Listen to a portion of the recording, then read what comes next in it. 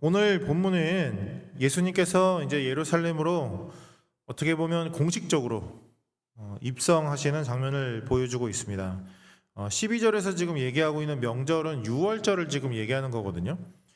유월절에는 이렇게 전 세계에 이렇게 흩어져 살고 있던 유대인들도 예루살렘으로 모여드는 그런 날이었습니다. 그래서 명절에 온 큰 무리가 예수께서 예루살렘으로 오신다는 소식을 듣고 환영을 한 거죠. 많은 사람들이 모여 있는 시기였다는 거예요.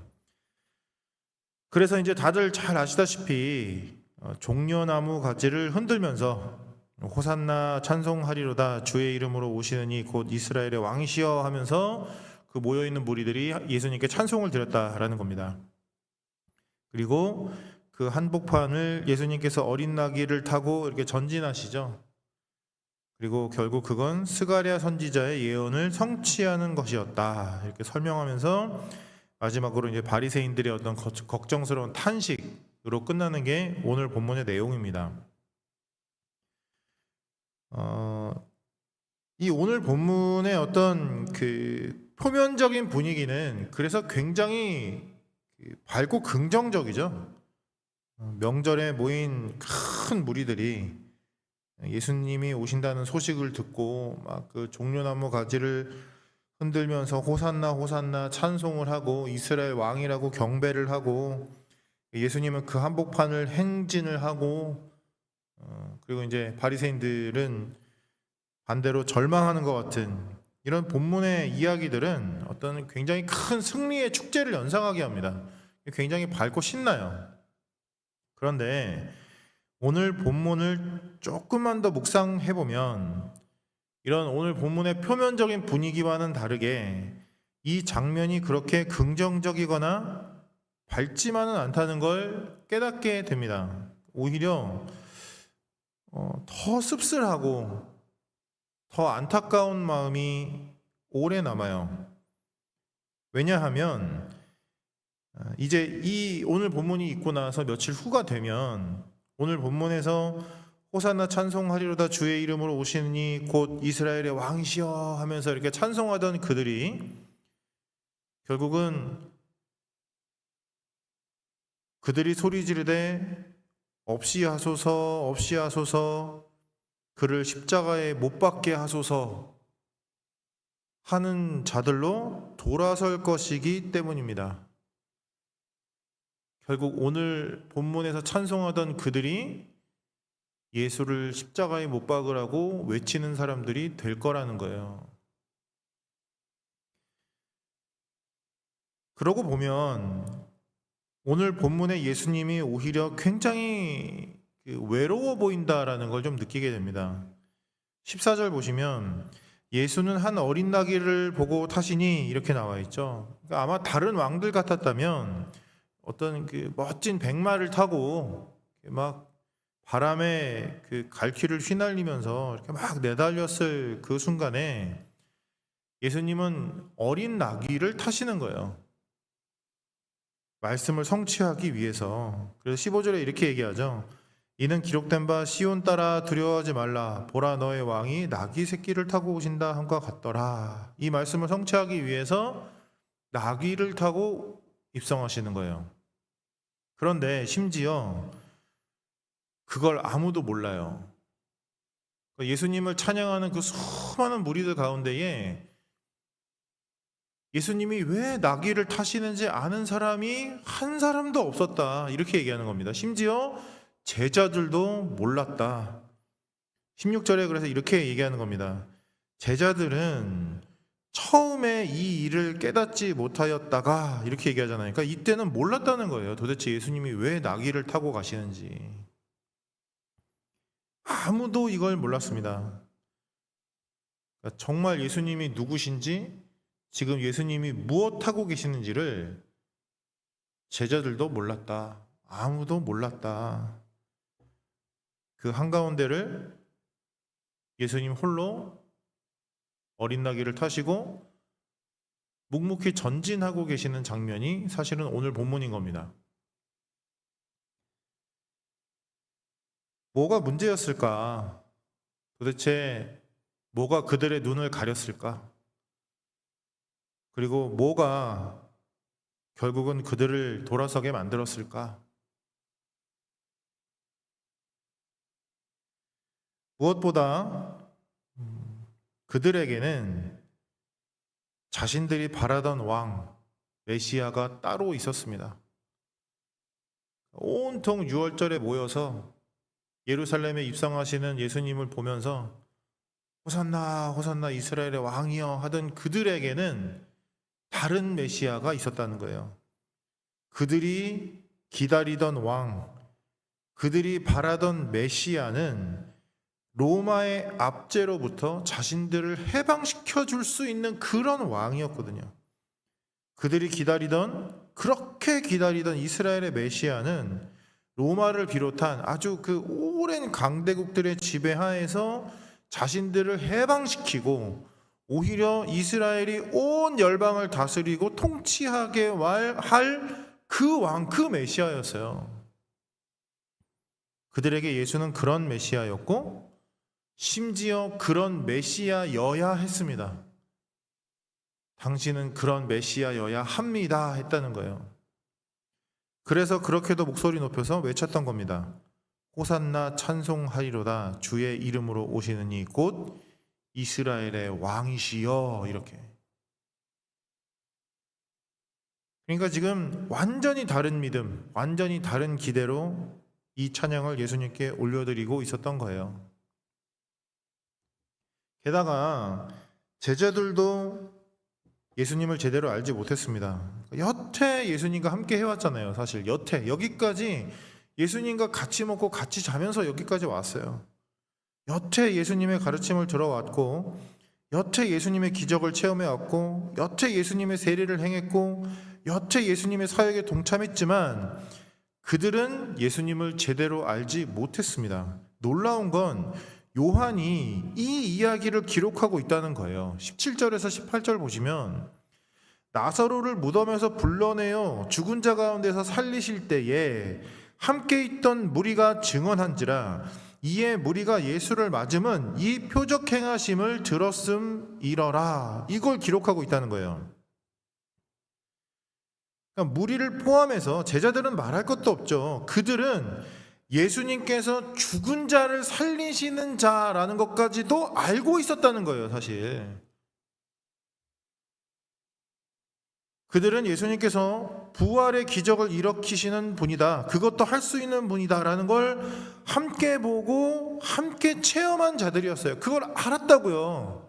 아, 우리 예수님은 죽은 사람을 살리는구나, 오 마이 갓 했다는 거예요. 그런데 그것만으로는 놀랍게도 충분하지 않았다는 거예요. 정말 놀랍게도 부활의 능력만으로는 충분하지 않았다. 그것만으로는 예수님께서 도대체 왜 나귀를 타시는지 이해할 수 없더라. 예수님께서 어떤 분이신지, 지금 무엇하고 계시는지, 앞으로 무엇하려고 하시는지 도무지 이해할 수 없었더라. 이게 오늘 본문을 가득 채우고 있는 그들과 제자들에 대한 오늘 본문의 최종 평가입니다. 그러면 그들에게는 뭐가 필요했을까? 무엇이 결정적인 변화를 가져오는가? 그래서 16절에 이 얘기가 나오는 거예요. 제자들은 처음에 이 일을 깨닫지 못하였다가 예수께서 영광을 얻으신 후에야 이것이 예수께 대하여 기록된 것임과 사람들이 예수께 이같이 한 것임이 생각났더라 라고 기록해 놓고 있는 것입니다. 제자들은 처음에 이 일을 깨닫지 못하였다. 이게 지금까지 얘기해온 얘기죠. 근데 이렇게 얘기하는 거예요. 그런데 예수께서 영광을 얻으신 후에야, 풀어서 얘기하면 예수님께서 자신의 십자가로 완전히 죽고 그 이후에 부활을 성취하신 후에야 진정 죽어버리고 나서야, 다시 살아날 수 있는 이 부활의 진리가 드러나고 나서야 모든 것을 깨달을 수 있게 되었다, 이렇게 얘기하는 거예요. 스가랴서라는 그 선지서의 작은 한 구절의 의미도 십자가에 죽으러 오신 하나님의 아들이라는 이 진리를 통하지 않고서는 제대로 해석하거나 이해할 수가 없다는 거예요. 하나님이 우리에게 허락하신 메시아, 이스라엘의 진정한 왕은 이 땅에 죽으러 오셨어. 이 진리만이 스가랴서 성경의 그 한 구절을 제대로 보게 하는 거죠. 이 십자가의 진리가 아니라면 이스라엘을 구원하러 온 메시아가 나귀 새끼를 타게 되는 이 현실을 이해하거나 받아들일 수가 없는 거예요. 우리 왕은 우리를 로마의 통치에서 벗어나게 해줘야 되는 왕인데, 모든 나라를 통치해야 되는 왕인데, 우리를 이 압제에서 벗어나게 만들어서 우리를 정말 잘 살게 만드는 그런 왕이어야 되는데, 그 왕이 나귀 새끼를 타고 온다? 십자가의 진리가 아니고서는 이해할 수도 없는 거예요. 십자가가 아니라면 성경의 그 어떤 구절도, 그들이 경험하는 일상의 그 어떤 순간도 제대로 해석하거나 이해할 수가 없는 것입니다. 오히려 자신의 죽음을 통해 죄의 죽음을 선고하시고, 오히려 자신의 부활을 통해 모두의 부활을 선포하시는 진정한 메시아에 대한 눈이 열려야, 하나님의 메시아의 그 십자가와 부활에 그 눈이 열리고 나야 오늘 본문을 포함한 이 세상의 모든 이야기들의 이유와 목적이 그제서야 보이고 이해되기 시작하는 것입니다. 아, 이래서 예수님이 나귀를 탔던 거구나. 이래서 예수님이 그 행진을 하셨던 거구나. 오늘 본문의 표현을 따라 다시 표현하자면, 십자가가, 그 죽음이 진정한 영광이라는 사실을 깨달은 후에야, 예수님이 영광을 받으신 후에야 이렇게 표현하잖아요. 그게 진짜 영광이구나 라는 걸 깨달은 후에야 모든 것이 제대로 보이고 해석되기 시작한다, 이렇게 얘기하는 것입니다. 그러면 16절이 다시 보이죠. 제자들은 처음에 이 일을 깨닫지 못하였다가 예수께서 영광을 얻으신 후에야 이것이 예수께 대하여 기록된 것인가, 사람들이 예수께 이같이 한 것임이 생각났더라 하게 되는 것입니다. 정말 많은 생각을 하게 됩니다. 그들의 예수는 자신들의 소원을 들어주는 예수였습니다.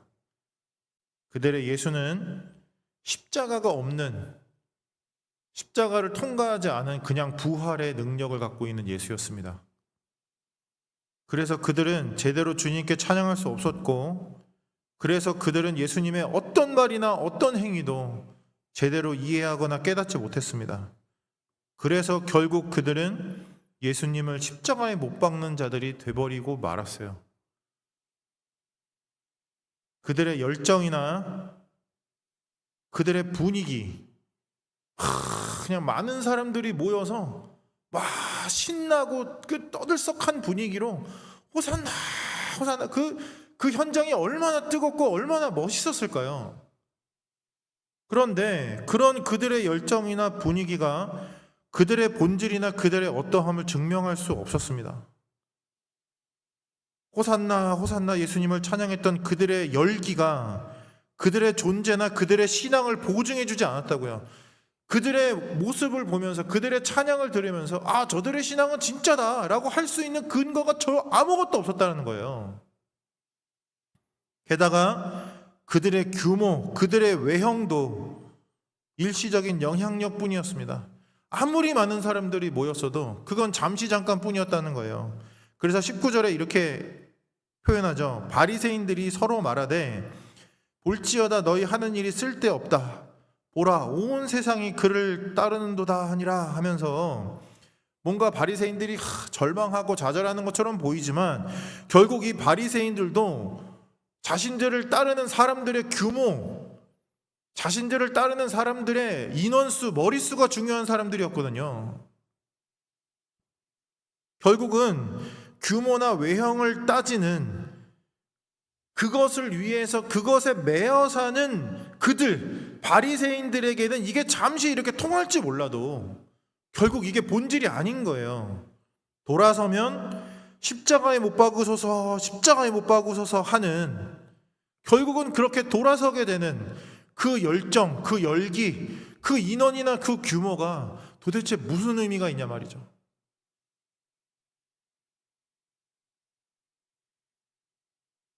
우리가 믿는 예수가 어떤 예수인지 돌아보게 되는 것입니다. 정말 안타까운 얘기지만 교회에 다니면서도 생각보다 예수님 얘기를 안 할 수 있다는 거 혹시 알고 계세요? 생각보다 예수님 없이 신앙생활 할 수 있어요. 얼마든지 그게 가능하다고요. 게다가 예수님 얘기를 한다고 한들 얼마든지 내가 원하는 예수, 내가 강요하는 예수로 정말 열심히, 정말 멋있게 신앙생활 할 수 있습니다.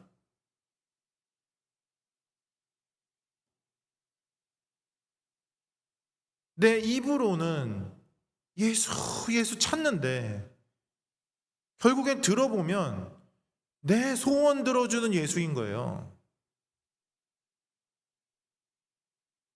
무엇보다 이 질문을 하게 되죠. 내가 믿는 예수는 정말 십자가의 예수인가? 내가 믿는 예수는 십자가에서 진정 죽고 완전히 죽고 다시 사셨던 그 예수, 그 예수인가? 그래서 우리에게도 자기 십자가를 지고 나를 따르라고 외치시는 바로 그 예수이던가?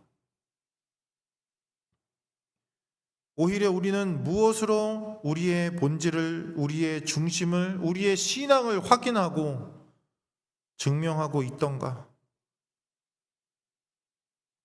그냥 단순히 뜨거운 열정이던가? 화끈한 찬양이던가? 아니면 뭔가 많이 모여 있는 듯한 내가 다니고 있는 교회의 규모나 인원수던가? 도대체 우리는 무엇으로 우리를 확인하고 무엇으로 우리를 안심시키고 있는가?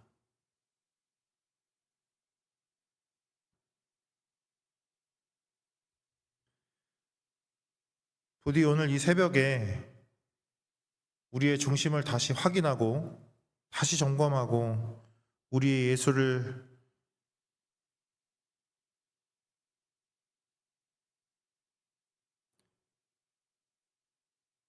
다시 확인할 수 있는 시간이 되기를 진심으로 소망합니다. 혹시 우리가 지금까지 걸어온 길이 예수를 잘 믿었더니 좋은 차를 타게 되었다로 증명되던 길이었다면 이제는 우리의 길이 예수와 함께 작은 나귀 한 마리 타고 예수와 함께 십자가를 향해 전진하며 그 이후에야 성취되는 빛나는 부활의 영광을 오늘 하루 소망하고 체험해서 결국에는 그걸 완성시키는 그 길이 될 수 있기를 진심으로 소망합니다. 십자가가 영광이 되는 그 전환이 아마 오늘 우리의 많은 걸 바꿀 것입니다. 십자가가 영광이구나. 나의 예수는 그런 예수구나. 우리에게 지라고 말씀하시는 자기 십자가는 결국 그런 것이구나 라는 이 전환이 오늘 하루 우리가 읽는 작은 성경 구절 하나의 의미는 물론이고, 우리가 경험하는 사건 하나, 우리가 만나는 사람 한 명, 우리가 나누는 대화 하나에까지 모든 이해와 모든 해석과 모든 반응과 모든 결론을 바꿀 것입니다. 그게 바로 예수 십자가의 복음이 오늘의 우리를 바꾸는 기적입니다. 그 기적이 우리 모두의 오늘을 가득 채울 수 있기를 진심으로 소망합니다. 우리 같이 기도할까요?